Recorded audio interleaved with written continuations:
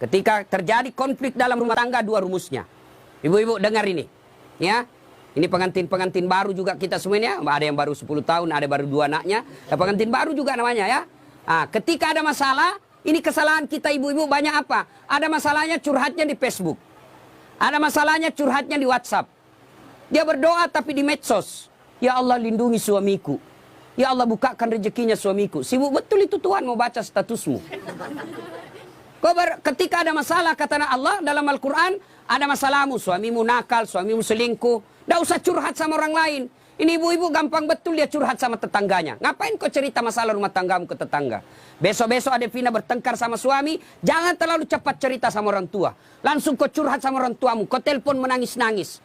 Nah. Besok 2 minggu kemudian akrab lagi. Apalagi kau sudah ungkap semua kejelekan suamimu. Tidak usah. Ada masalahmu, kata Allah, ista'inu bisabri wassalah. Sabar, perbaiki solatmu, saya yang selesaikan masalahmu.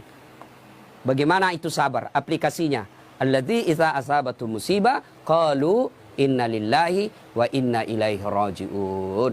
Oh, saya tidak sangka istriku begini. Oh, saya tidak sangka suamiku begini. Oh, saya tidak sangka mertuaku begini. Tapi itulah jodohmu. Maka lebih kau ucapkan inna lillahi wa inna ilaihi rajiun. Banyak rumah tangga yang akhirnya hancur gara-gara terlalu cepat curhat sama orang lain. Curhatnya lebih parah di medsos.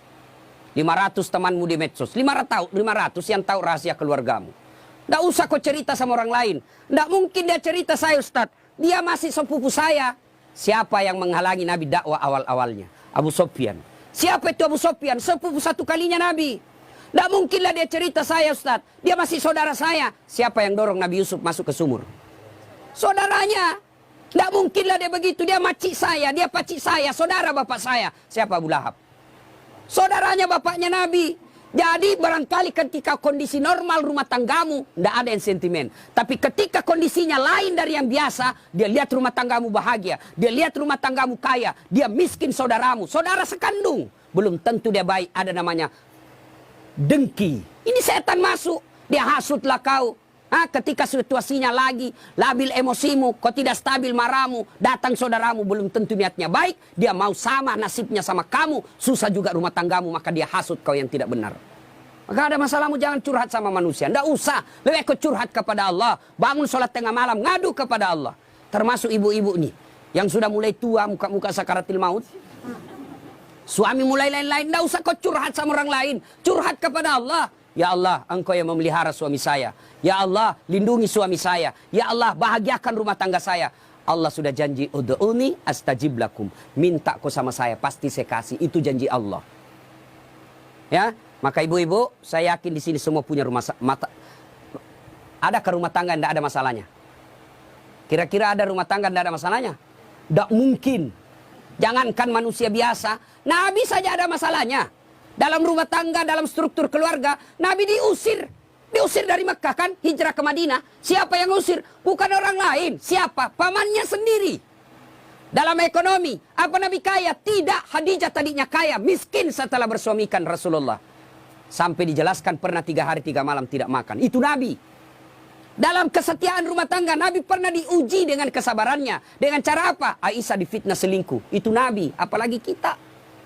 Ada yang bilang sama Ustaz, hebat betul rumah tangganya. Kenapa? Bahagianya rumah tangganya. Kenapa kau tahu? Itu foto-fotonya di Facebook, romantisnya. Ya itu foto di Facebook berapa menit kita bisa bikin.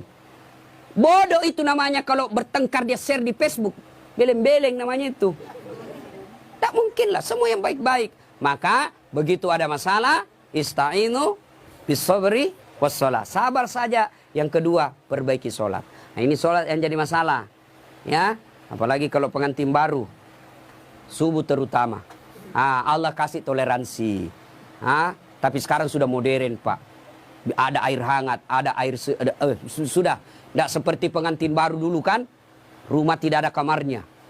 Tamu 1 minggu baru pulang. Bingung kita, Pak. Mau cari kamar tidak ada. Malu-malu lagi. Kamar mandinya dibawa pula. Mau mandi dilihat jauh orang basah kepala. Tidak enak. Sekarang aman. 1 kamar sudah ada kamar mandinya di dalam. Pun kalau kenapa malu, kenapa mesti malu? Ini sudah halal. Ya.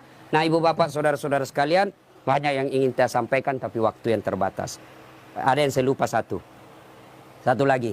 Adinda Ali, besok-besok kalau marah jangan gampang bilang talak. Ini dengar semua laki-laki. Ya, marah jangan gampang bilang talak. Misal kau bertengkar langsung kau bilang, saya talak kamu. Jatuh talak 1. Artinya masih boleh campur. Damai malamnya masih boleh campur. Tapi ketika kau bilang, saya talak kamu.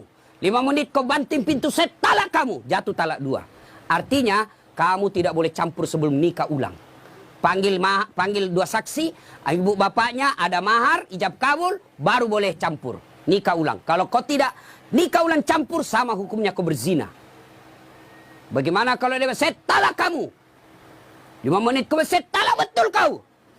Keluar dari rumahnya dia, banting pintu, saya talak kau cilaka. Jatuh talak 3.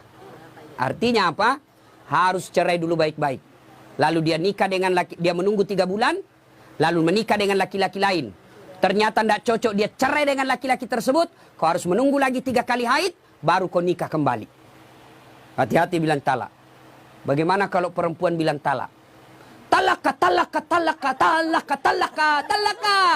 Biar sampai di atas pantatnya. Kenapa? Kenapa hak talak ada pada laki-laki, bukan sama perempuan, ya? Maka bapak ibu yang gampang-gampang, ibu bapak-bapak yang gampang marah, jangan kau gampang bilang talak. Marah bagaimanapun jangan bilang talak. Kalau dia bilang istrimu, antar, kasih kembali saya ke rumahku. Oke, saya kembalikan kau ke rumahmu, saya ikut ke mertuaku.